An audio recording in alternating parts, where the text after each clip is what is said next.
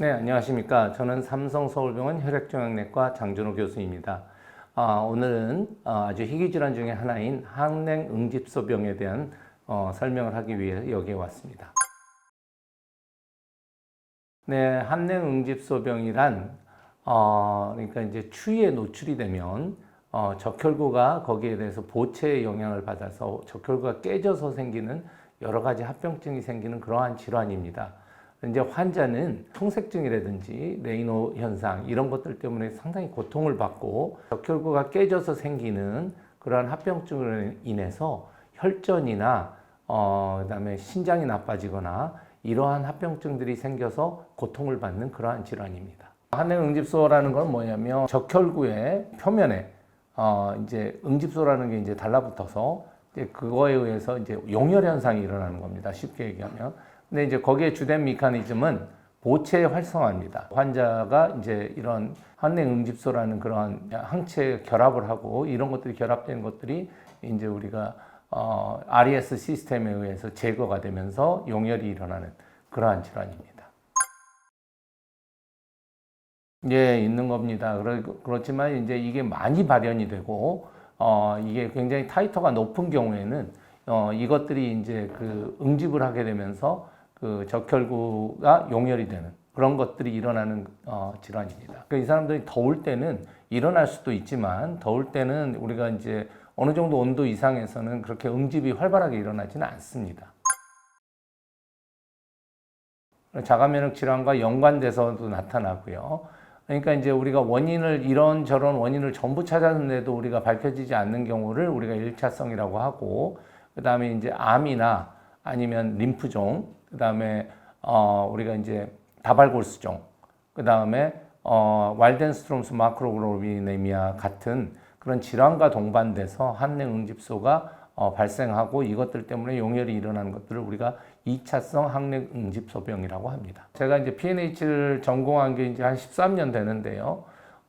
그 약제가 나오기 전에 저한테 PNH도 항냉응집소병과 유사했습니다. 학생 때 그냥 병의 이름만 들어봤을 정도였고 굉장히 레어한 디지이기 때문에 제가 의사생활 하면서도 몇 명이 환자를 못 봤지만 저희 병원 데이터를 전체 뒤져봐도 1차성 항냉응집소병 환자는 10명 이내입니다. 국내에 아직 질병 코드가 잡혀 있지 않습니다. 따라서 치료를 하는데 상당히 어려움을 겪고 있습니다. 왜냐하면 우리가 심평원 등이나 이런 데서 보험을 받으려면 우리가 ICD-10 코드가 있어야만 합니다.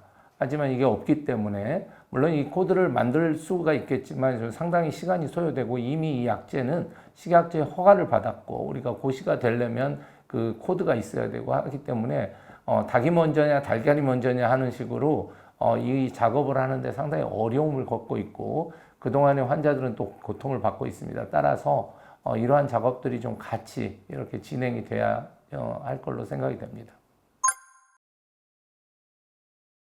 겨울에 환자들이 더 악화되는 경향은 보이지만 최근에는 우리가 여름에도 에어컨을 튼다든지 냉장고 문을 연다든지 그런 경우에도 환자들이 악화될 수 있습니다. 따라서 사시사철 이 병은 악화될 수 있는 질환입니다. 따라서 겨울에 이제 환자들이 보통 많이들 악화돼서 오시긴 하지만 여름에도 악화돼서 오시는 환자들이 꽤 있습니다. 그러니까 일단은 악화되면 용혈이 생기기 때문에 일단은 이제 빈혈 증상으로 많이들 오십니다.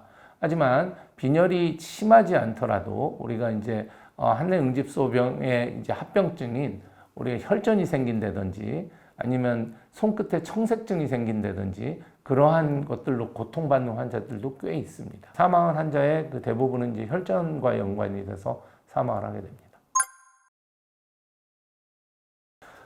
예후는 이게 이제 암이 아니지 않습니까? 캔서가 아닌데도 불구하고 5년 보통 진단받고 5년 내에 35% 환자가 사망을 하는 예후가 불량한 질환이죠. 그러니까 비나인 디지즈에서 이렇게 이제 그 사망률이 높은 질환은 그렇게 많지는 않습니다.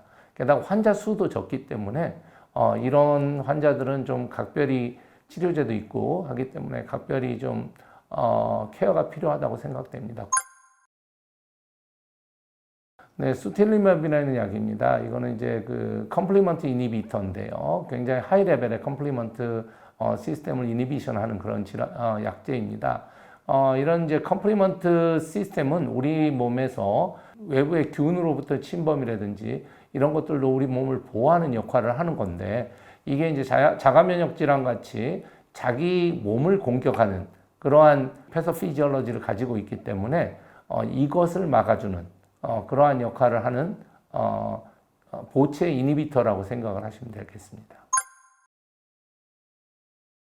아닙니다. 그래서 제가 저번에 이제 신문에 인터뷰를 하고 너무나 많은 분이 자기는 추위를 못 견딘다고 외래에 오시는데, 이거는 추위를 탄다라는 질환이 아니라는 것을 다시 한번 여기서 말씀드립니다.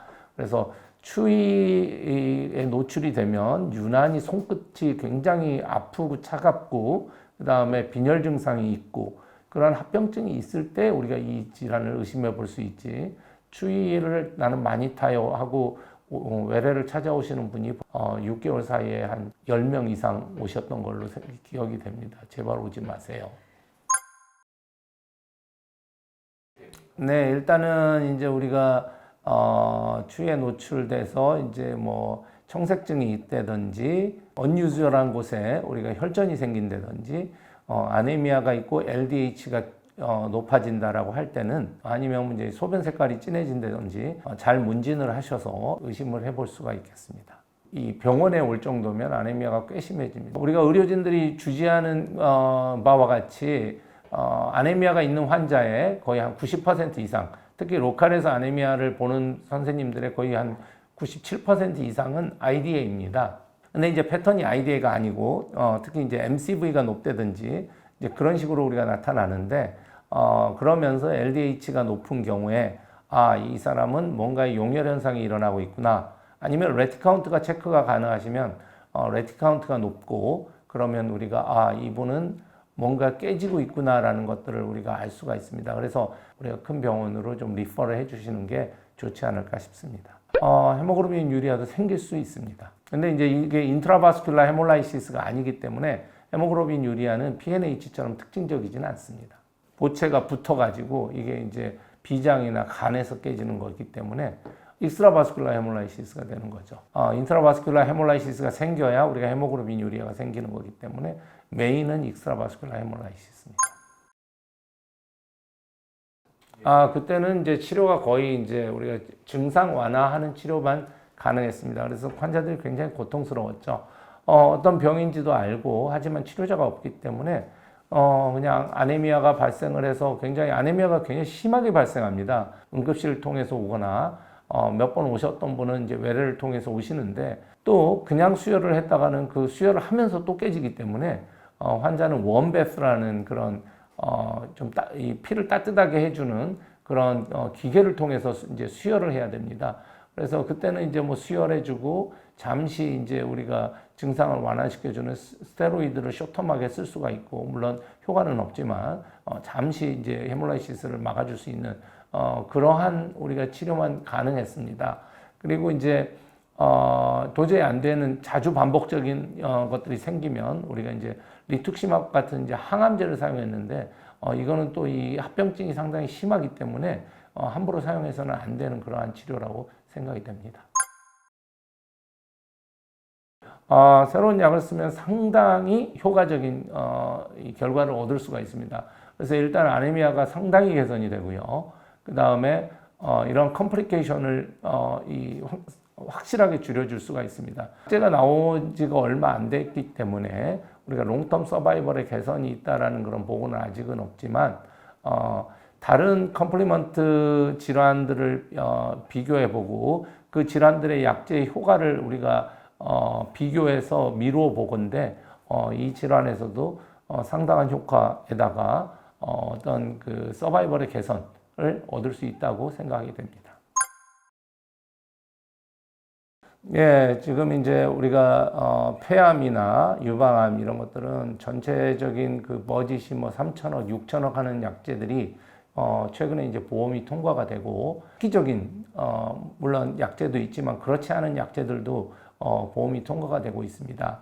하지만 이런 레어 디지즈가 있는 환자에 있어서는 본인이 이런 레어 디지즈가 있고 이러한 신약이 있다라는 사실조차 모르고 살아가는 환자들이 거의 대부분입니다. 본인이 한냉응집소병이라는 거에 대한 어떠한 인사이트도 없는 이런 상황에서 이 환자들을 그냥 가만히 내버려 두면 환자들이 아까도 말씀드렸듯이 진단 5년 내에 35%가 사망을 하는 그런 질환이기 때문에 레어 디지즈를 전담하는 컨트롤 타워가 있어야 되겠다.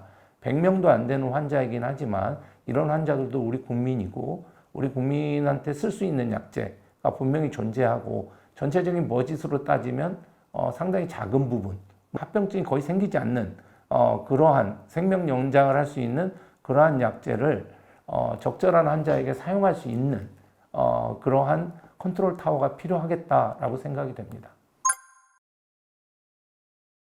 맞습니다. 그래서 PNH도 마찬가지고요. 우리가 이제 그 보채가 액티베이션 돼서 생기는 질환들은 이런 혈전이 발생을 할 수가 있어요.